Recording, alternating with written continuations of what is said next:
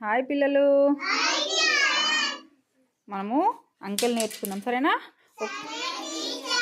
1 నుంచి 9 వరకు. ఓకేనా? రండి. అవి ఆకులు లెక్కబెట్టు.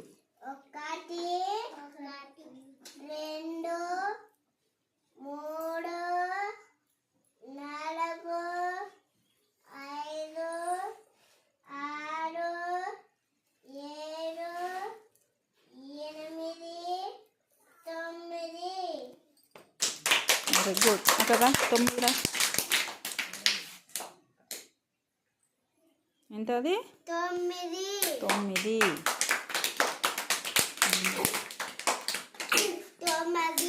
ఎంత? అది 9. ఇవాళ చూంచు ఎంత అంకె ఎంత చెప్పండి.